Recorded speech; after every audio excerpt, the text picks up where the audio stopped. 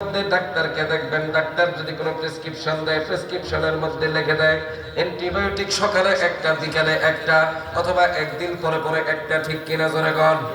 আল্লাহর নবী বিশ্ব নবী পয়গম্বর নিজে ডাক্তার হইয়া প্রেসক্রিপশনে অ্যান্টিবায়োটিকের নাম দিয়া এবং ইনি নিজে প্রেসক্রিপশন জানাই দিছে আমার উম্মতের মধ্যে থেকে যদি কোন ব্যক্তি সকাল বেলা 200 বার দুরূদ শরীফের আমল করবে আর বিকাল বেলা 200 বার দুরূদ শরীফের আমল করবে, আমি নবী জানায় দিবার চাই ও উম্মতের দলেরা রে, ওই ব্যক্তি দুনিয়ার জমিনের সমস্ত ঘাটে ঘাটে সম্মানিত, মরার পরে সোজা সুজি হাসতে হাসতে আল্লাহ রাব্বুল আলামিন জান্নাতে পৌঁছায় দিবে। অ্যান্টিবায়োটিকটার নাম কি? সবাই কোন? আবার কোন? সকালে কয়শো, বিকালে কয়শো? আমল করবে তো করতে পারবেন নি? করবেন? করবেন? মনে হয় না। কারা কারা করবেন না দুইটা হাত তুলে আল্লাহকে দেখান। করবেন কারা কারা? হাত তুলে দেখান। আল্লাহ করার তৌফিক দিক। জোরে কোন আমিন। যিনি ওর দেখা পাঠাইছে এটি বুঝাইতেছে ওদের 100 বার করে করতে আত্মবাদ। এক মাহফিলের মধ্যে একটা মজার ঘটনা হচ্ছে, কই কবু যারা হঠাৎ করে রাত্রে আপনাদের এই ময়মনসিংহ অঞ্চলে কিন্তু আগে কিন্তু সারা রাত্র মাহফিল হইতো না?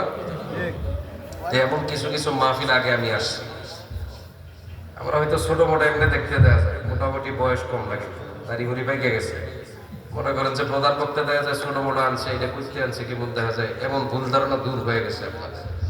তো অনেক আগে যখন বয়ান করতে বসছি, রাত্রে যখন 3টা বাজে বয়ান করতে পেত, তো বয়ান করতে দেওয়ার সময় সবাই ঘুম ঘুম পাক।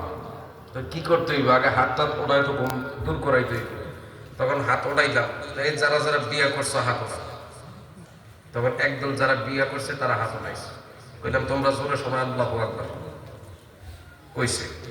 পরে হাত উঠাইলাম যারা বিয়া করে নাই তারা হাত উঠাইছে, কইলাম তোমরা আল্লাহু আকবার কইছে।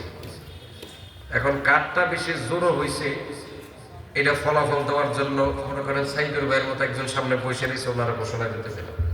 উনি ঘোষণা দেওয়ার আগে আরেক গ্রুপে কয়, হুজুর যারা বিয়া করছে এগোজি গাইলেন, যারা বিয়া করে নাই এগোজি গাইলেন, আমরা যারা প্রেম করি আমগোজি গাইলেন না। কথা বুঝেন নাই? ফলাফল বড় মারাত্মক।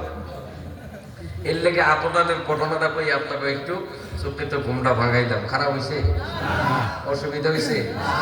আল্লাহর নবী বিশ্ব নবী পয়গম্বর সাল্লাল্লাহু আলাইহি ওয়াসাল্লাম একদিন বসা, এমন অবস্থার মধ্যে আসমান থেকে বড় বড় 4জন ফেরেশতা আসছে। বড় বড় ফেরেশতা কয়জন? জোরে কোন কয়জন? 4জন ফেরেশতা, হযরতে জিবরাইল, হযরতে মিকাইল, হযরতে আজরাইল, হযরতে ইসরাফিল।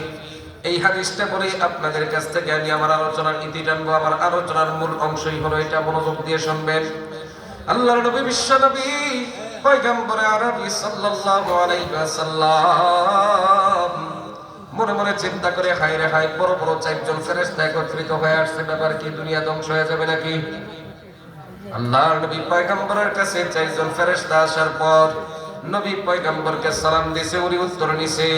উত্তর দেওয়ার পরে আল্লাহর নবী পয়গম্বর জিজ্ঞাসা করা, কি ব্যাপার জিবরাইল, কি ব্যাপার মিকাইল, কি ব্যাপার আজরাইল, কি ব্যাপার ইসরাফিল, কেন আসছো? আল্লাহ পাক কে তোমাদেরকে কোনো দায়িত্ব দিয়া পাঠাইছে নাকি? সমস্ত ফেরেশতারা ডাক দিয়া কয়, নবী আবার আল্লাহ রাব্বুল আলামিন আজকে কোনো কাজ দিয়া